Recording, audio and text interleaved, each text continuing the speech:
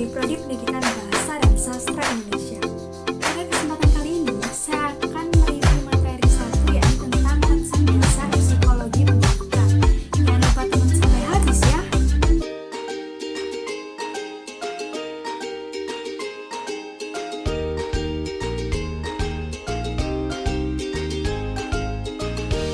Yang akan saya bahas di sini adalah definisi psikologi pendidikan, ruang lingkup psikologi pendidikan, tujuan psikologi pendidikan, manfaat mempelajari psikologi pendidikan, objek dan metode psikologi pendidikan, dan peranan psikologi perkembangan dalam pendidikan.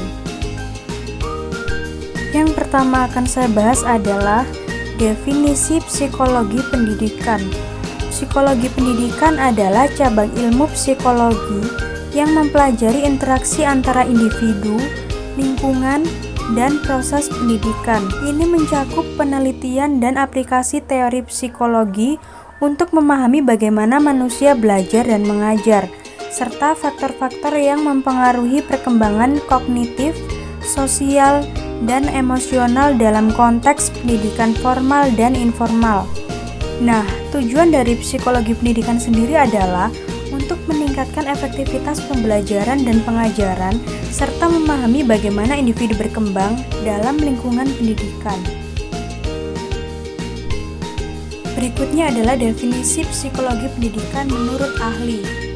Yang pertama, menurut Witherington 1952, menegaskan bahwa psikologi pendidikan merupakan studi sistematis tentang proses-proses dan faktor-faktor yang berhubungan dengan manusia. Yang kedua, menurut Slavin 1994, mendefinisikan psikologi pendidikan secara akademik, yaitu sebagai studi mengenai pembelajaran dan pengajaran, sehingga menjadi keharusan bagi guru untuk memahami secara baik kebutuhan, karakteristik, dan perbedaan individu peserta didik. Dan yang ketiga, menurut Nurliani 2016, psikologi pendidikan adalah proses implementasi dan aktualisasi prinsip-prinsip, metode-metode ilmu psikologi sebagai ilmu murni dalam lapangan pendidikan yang berguna untuk membantu proses transmisi pengetahuan kepada peserta didik atau subjek belajar. Poin berikutnya adalah ruang lingkup psikologi pendidikan. Ruang lingkup psikologi pendidikan mencakup studi tentang bagaimana individu belajar dan berkembang dalam konteks pendidikan, serta faktor-faktor psikologis yang mempengaruhi proses tersebut. Nah, ini termasuk pemahaman tentang perkembangan kognitif, sosial, emosional, dan psikologis individu dalam konteks pembelajaran formal dan informal. Selain itu, ruang lingkupnya juga meliputi pembelajaran dan pengajaran, motivasi, evaluasi, interaksi antara guru dan siswa, manajemen kelas, serta pembinaan perilaku dan pengembangan karakter. C. Tujuan psikologi pendidikan. Yang pertama, memahami proses belajar dan pengajaran, yakni dengan mempelajari bagaimana individu belajar dan bagaimana guru dapat mengajar dengan efektif. Yang kedua, meningkatkan kualitas pendidikan, yakni dengan memberikan wawasan tentang cara meningkatkan metode pengajaran, kurikulum, dan lingkungan belajar untuk mencapai hasil belajar yang lebih baik. Yang ketiga, mengidentifikasi dan memahami permasalahan belajar, yakni dengan cara menyelidiki faktor-faktor yang dapat menghambat atau memfasilitasi proses belajar individu. Dan yang keempat, mendukung pengembangan pribadi dan sosial, dengan cara membantu individu dalam mengembangkan keterampilan sosial, emosional, dan kognitif yang diperlukan untuk sukses dalam pendidikan dan kehidupan. Poin D. Manfaat mempelajari psikologi pendidikan. Yang pertama, bisa memahami proses belajar. Psikologi pendidikan membantu kita memahami bagaimana individu belajar, baik dari segi kognitif, emosional, maupun sosial. Dengan pemahaman ini, kita dapat mengembangkan strategi pembelajaran yang lebih efektif. Yang kedua, bisa meningkatkan kualitas pengajaran. Dengan memahami prinsip-prinsip psikologi pendidikan, guru dapat mengembangkan metode pengajaran yang lebih sesuai dengan kebutuhan dan karakteristik siswa, sehingga meningkatkan efektivitas pembelajaran. Yang ketiga, bisa mengatasi kesulitan belajar. Psikologi pendidikan membantu mengidentifikasi faktor-faktor yang dapat menyebabkan kesulitan belajar pada individu dan merancang intervensi yang tepat untuk membantu mereka mengatasi masalah tersebut. Yang keempat, meningkatkan motivasi belajar. Dengan memahami faktor-faktor yang mempengaruhi motivasi belajar, kita dapat mengembangkan strategi untuk meningkatkan motivasi siswa dan menghasilkan hasil belajar yang lebih baik. Yang kelima, bisa meningkatkan interaksi antara guru dan siswa. Psikologi pendidikan membantu memahami dinamika interaksi antara guru dan siswa, sehingga dapat menciptakan lingkungan belajar yang mendukung pertumbuhan dan perkembangan optimal setiap individu. Dan yang keenam, mendukung pengembangan pribadi dan sosial. Psikologi pendidikan membantu individu mengembangkan keterampilan sosial, emosional, dan kognitif yang diperlukan untuk sukses dalam pendidikan dan kehidupan. Dengan demikian, mempelajari psikologi pendidikan tidak hanya bermanfaat bagi para pendidik, tetapi juga bagi siapapun yang terlibat dalam proses pendidikan, termasuk orang tua dan pembuat kebijakan pendidikan. Objek dan metode psikologi pendidikan. Ada 3 objek dalam psikologi pendidikan, yakni proses belajar, proses pengajaran, dan faktor-faktor pengaruh.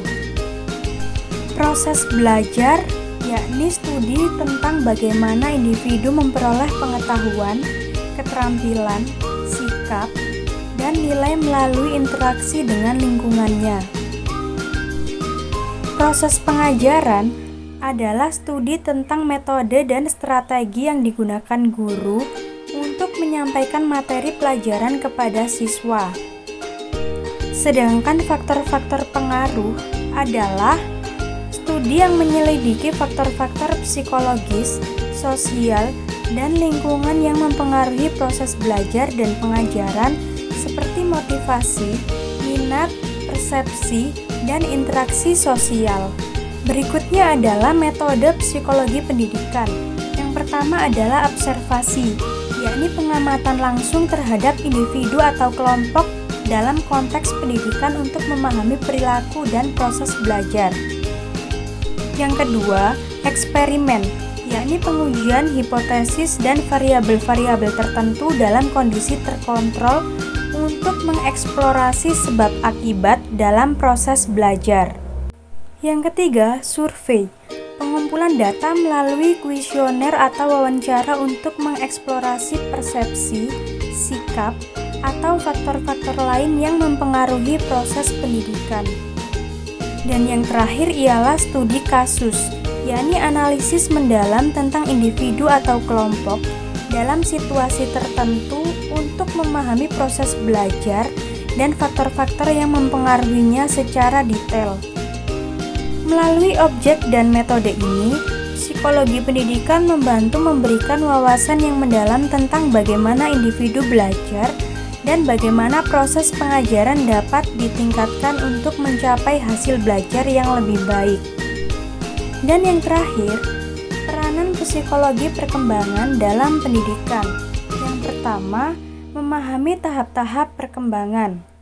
Psikologi perkembangan membantu pendidik memahami tahap-tahap perkembangan fisik, kognitif, emosional, dan sosial yang dialami oleh individu dari masa bayi hingga dewasa. Dengan pemahaman ini, pendidik dapat menyesuaikan metode pengajaran dan strategi pembelajaran agar sesuai dengan tingkat perkembangan siswa. Yang kedua, mengidentifikasi kebutuhan dan karakteristik siswa. Melalui pengetahuan tentang psikologi perkembangan, pendidik dapat mengidentifikasi kebutuhan dan karakteristik siswa yang unik pada setiap tahap perkembangan mereka. Ini memungkinkan pendidik untuk memberikan dukungan dan bimbingan yang tepat sesuai dengan tingkat perkembangan siswa. Yang ketiga, menyusun kurikulum yang sesuai. Psikologi perkembangan memberikan wawasan tentang apa yang diharapkan dari siswa pada berbagai tahap perkembangan mereka. Berdasarkan pengetahuan ini, pendidik dapat menyusun kurikulum yang sesuai dengan kemampuan dan kebutuhan siswa pada setiap tingkatan pendidikan. Yang keempat, merancang strategi pembelajaran yang efektif. Dengan memahami bagaimana individu belajar dan berkembang, pendidik dapat merancang strategi pembelajaran yang lebih efektif. Mereka dapat menggunakan pendekatan yang sesuai dengan tahap perkembangan siswa untuk meningkatkan pemahaman, motivasi, dan keterampilan mereka. Dan yang kelima, mendorong pertumbuhan dan perkembangan optimal. Psikologi perkembangan membantu pendidik memahami faktor-faktor yang mempengaruhi pertumbuhan dan perkembangan siswa. Dengan memperhatikan aspek-aspek ini, pendidik dapat menciptakan lingkungan belajar yang mendukung pertumbuhan optimal siswa dalam berbagai aspek kehidupan mereka.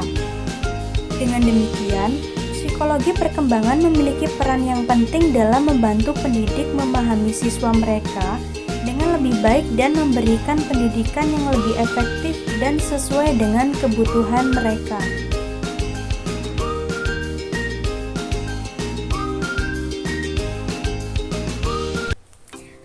Hai, terima kasih sudah nonton video ini sampai habis. Jangan lupa di like ya. Bye-bye.